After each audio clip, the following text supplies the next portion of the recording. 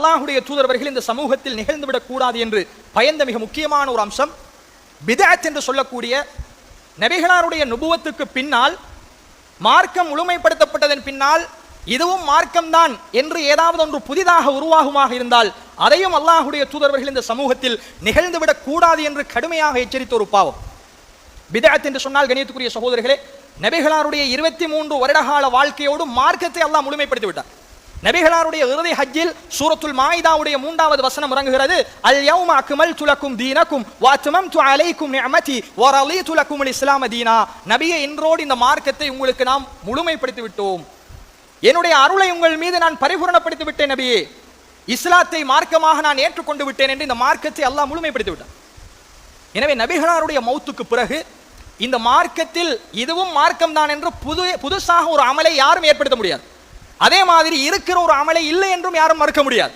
இந்த ரெண்டு பகுதியையும் ஒரு மூமின் மிக தெளிவாக புரிந்து கொள்ள வேண்டும். ரசூலுல்லாஹி ஸல்லல்லாஹு அலைஹி வஸல்லம் அவர்கள் ஒவ்வொரு தன்னுடைய குத்துபா உரையிலும் இந்த சமூகத்திற்கு சொன்ன செய்தி, குல்ல முஹ்தஸாத்தின் பித்ஆ, குல்லு முஹ்தஸத்தின் பித்ஆ.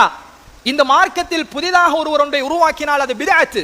வகுல்ல பித்அத்தின் ضلاலா, ஒவ்வொரு பித்அத்தும் வழிகேடு. வகுல்ல ضلالத்தின் ஃபின்னார், ஒவ்வொரு வழிகேடும் உங்களை நரகத்திற்கு கொண்டு போகும் என்று ரசூலுல்லாஹ் சொன்னார்.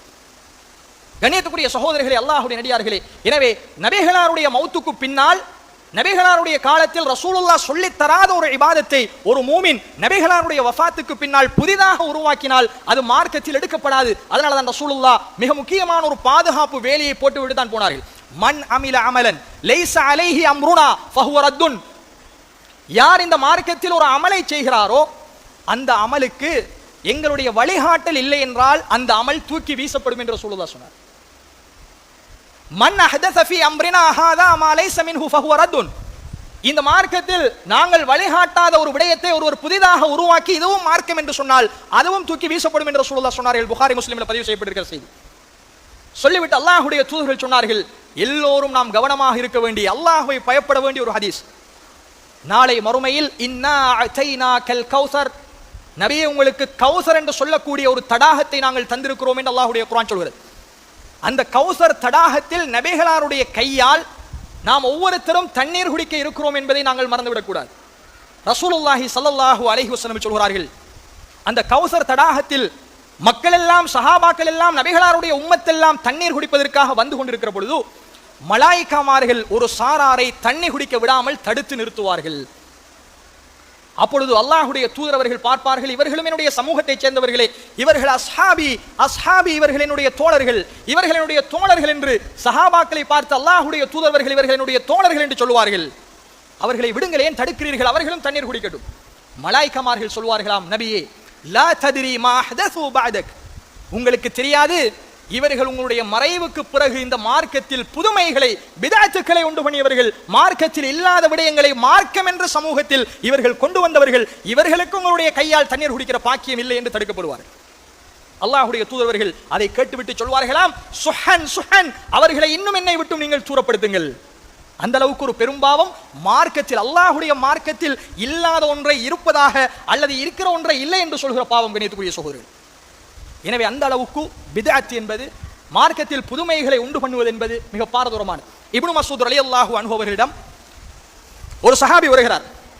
வந்து சொல்கிறார், இப்னு மஸ்ஊத் அவர்களே, பள்ளி வாசலில் ஒரு காட்சியை கண்டேன், அப்படி ஒரு காட்சி என்னுடைய வாழ்க்கையில் நான் கண்டதில்லை. என்ன காட்சியை கண்டீர்கள், நீங்களும் வாருங்கள் அதை போய் பார்ப்போம் என்று இப்னு மஸ்ஊதை கையோடு கூட்டிட்டு போறார். இப்னு மஸ்ஊத் ரலியல்லாஹு அன்ஹு அவர்கள் பள்ளிவாசல் போய் பார்க்கறாங்க. மக்கள் எல்லாம் தொழுகைக்காக பள்ளிவாசலில் ஒவ்வொரு கூட்டமாக ஒவ்வொரு ஹலக்காவாக உட்கார்ந்து இருக்கிறார்கள். அப்ப இப்னு மஸ்ஊத் ரலியல்லாஹு அன்ஹு பார்க்கிறார்கள், அந்த கூட்டத்தில் ஒரு மனிதர் இருந்து கொண்டு எல்லோருடைய கைகளிலும் சின்ன சின்ன கற்களை வைத்துக் கொண்டு தக்பீர் சொல்லுங்கள் என்றால் அல்லாஹ் அக்பர் அல்லாஹ் அக்பர் என்ற அந்த கல்லை போட்டு போட்டு தக்பீர் சொல்கிறார். தஸ்பீஹ் சொல்லுங்கள் என்று அந்த மனிதர் சொன்னால் அவர்கள் அந்த கல் ஒவ்வொன்றாக எண்ணி எண்ணி தஸ்பீஹ் செய்கிறார். தஹ்லீல் சொல்லுங்கள் என்றால் லா இலாஹ இல்லல்லாஹ் என்ற அந்த கற்களை எண்ணுகிறார்கள். செய்தது பள்ளிவாசலில் தஸ்பீஹும் தஹ்லீலும் தஹ்மீதும், அல்லாஹ்வை தான் துதிப்பார்றாங்க. இப்னு மஸ்ஊத் ரலியல்லாஹு அன்ஹு அவர்கள் உடனே அந்த சபைக்குள் பள்ளிவாசலுக்குள்ள போய் கேட்டார்கள், என்ன செய்து கொண்டிருக்கிறீர்கள்? நாங்கள் தஸ்பீஹும் தஹ்மீதும் தஹ்லீலும் அல்லாஹ்வை எண்ணி நாங்கள் நன்மைகளை கணக்கிட்டுக் கொண்டிருக்கிறோம். இப்னு மஸ்ஊத் ரலியல்லாஹு அன்ஹு அவர்கள் மிக பெரும் கோபமடைந்து சொன்னார்கள், இந்த கற்களை கொண்டு உங்களுடைய பாவங்களை நீங்கள் கணக்கிட்டுக் கொள்ளுங்கள்.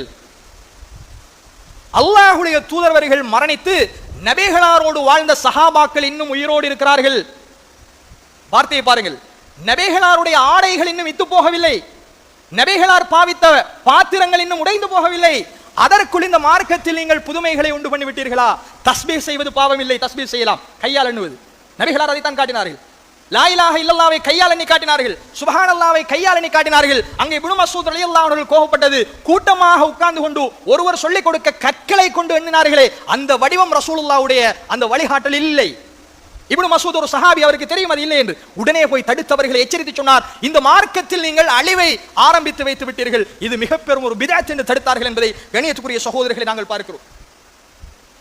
சஹாபாக்கள் மார்க்கத்தில் புதுமைகள், அது இபாதத்தாக இருந்தாலும் அதை கடுமையாக எச்சரித்தார்கள் என்பதை பார்க்கிறோம். அதே மாதிரி அப்துல்லா இப்னு உமர் ரலியல்லாஹு அன்ஹு அவருடைய ஒரு செய்தியை சொல்கிறேன் கண்ணியத்துக்குரிய சகோதரர்களே. அப்துல்லா இப்னு உமர் ரலியல்லாஹு அன்ஹு அவர்கள் ஒரு மனிதருக்கு பக்கத்தில் இருக்கிறார்கள். அந்த மனிதர் தும்முகிறார். தும்மினால் என்ன சொல்ல வேண்டும்? அல்ஹம்துலில்லாஹ் என்று சொல்ல வேண்டும். அவர் சொன்னார், அல்ஹம்துலில்லாஹி வஸ்ஸலாமு அலா ரசூலில்லாஹ் என்று சொன்னார். அல்ஹம்துலில்லாஹி வஸ்ஸலாமு அலா ரசூலில்லாஹ். இதை கேட்ட இப்னு உமர் ரலியல்லாஹு அன்ஹு சொன்னார்கள், வானா அகூலு அல்ஹம்துலில்லாஹி வஸ்ஸலாமு அலா ரசூலில்லாஹ் வலைஸ ஹக்கதா அல்லமனா ரசூலுல்லாஹி ஸல்லல்லாஹு அலைஹி வஸல்லம். தோழரே, தெரிந்து கொள்ளுங்கள், நானும் அல்ஹம்துலில்லாஹ், அல்லாஹ்வுக்கே எல்லா புகழும், வஸ்ஸலாமு அலா ரசூலில்லாஹ், நபியின் மீது சலாம் உண்டாகட்டும் என்று சொல்கிறேன். ஆனால் தெரிந்து கொள்ளுங்கள், ஒருவர் தும்மினால் இதை சொல்ல வேண்டும் என்று ரசூலுல்லாஹ் எங்களுக்கு கற்றுத்தரவில்லை.